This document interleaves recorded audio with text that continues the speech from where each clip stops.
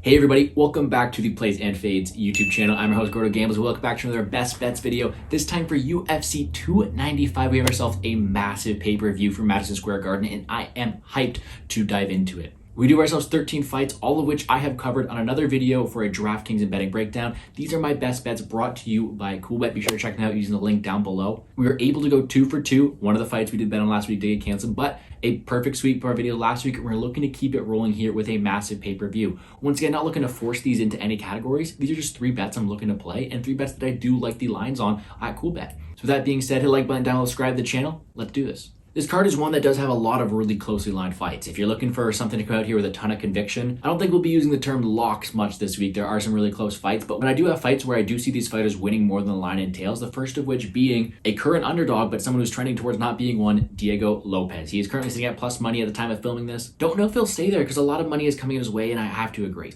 Now, let me clear the air first. If you're on the Pat Sabatini side, I do believe there is a complete world where Sabatini is able to control and stay on top of Diego Lopes for 15 minutes. That's his path to victory.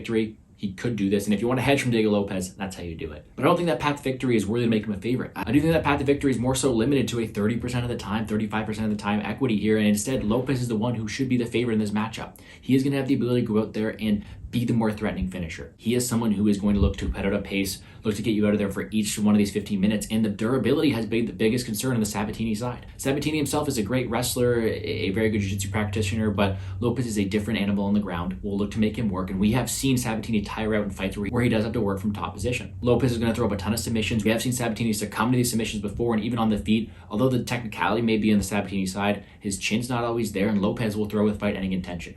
All of this to say, I think that the minute equiting and the pace is going to be on the Lopes side, and he's going to be someone who's going to be ever dangerous for 15 minutes, looking for that error from Sabatini. I do think he gets it more than the line entails, and I do think that he is someone who is a very, very live underdog this week. If you're able to go out there and get a finish-only line, Lopes would be the way to go, but I still think his money line has value.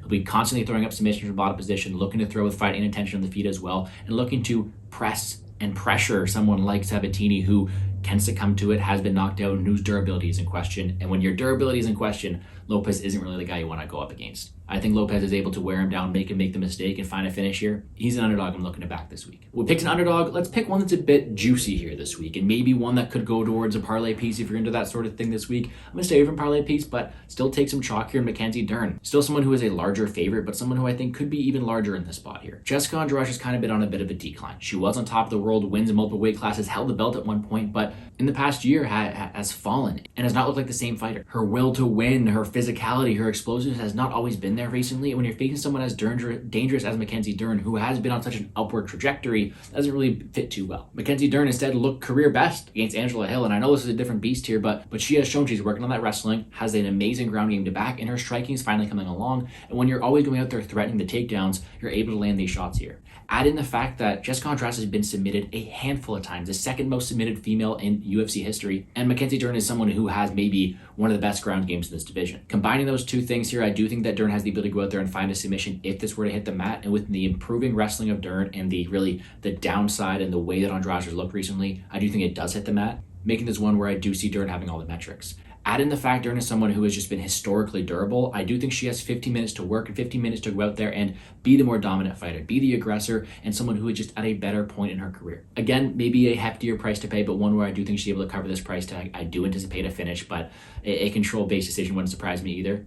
Give me Mackenzie Dern. And last but not least, in the main event of the evening, this has been a very, very close one that I have tossed up the whole week so far, really, since this fight has been announced. But after doing a bit more research, I'm siding with Alex Pereira. He's currently at a playable line for me here, and although he is someone who is coming up a weight class and facing a killer in Jiri, he is someone who I think has the advantages. Out of the two, there's no debate that he's the more technical fighter. That whole career in kickboxing, the ability to land at will, that is going to be something that's going to be with him throughout the fight. I don't think this makes it to the judges' scorecard, so that doesn't be able to factor in too much here, but he is someone who is going to have the ability to land on Jiri at will. Jiri has no defense. He is walking forward, and although that makes him a scary competitor because he's able to go out there, fight with reckless abandon, and really find the weak spots in his opponents, he can be hit. And he was rocked by Glover. He was rocked by Reyes and flash knockout out of there. He was rocked by Uzdemir, and he's been knocked to the regional scene. That lack of striking defense doesn't bode well when you're facing such a powerful guy like Alex Pereira. Add in the fact we're seeing a long layoff coming off that surgery from Jiri, and the fact that his major path to victory really involves grappling a bit or tiring out Alex, which is something that we haven't really seen from Jiri so far. I do think the side here is going to be Pereira. Again, a very close matchup. There is a world where Jiri is able to go out there, wear on Pereira, put on such a heavy pace to go out there and break the more technical guy. But in order to do so, you have to close the range, which is something you don't like to do against someone like Pereira. Pereira is so dangerous, has a ton of power in his hands, and the way that Jiri defense strikes, I think it may only be a matter of time. If you are betting on Jiri, he'll be clenched the whole time with the power that Alex has.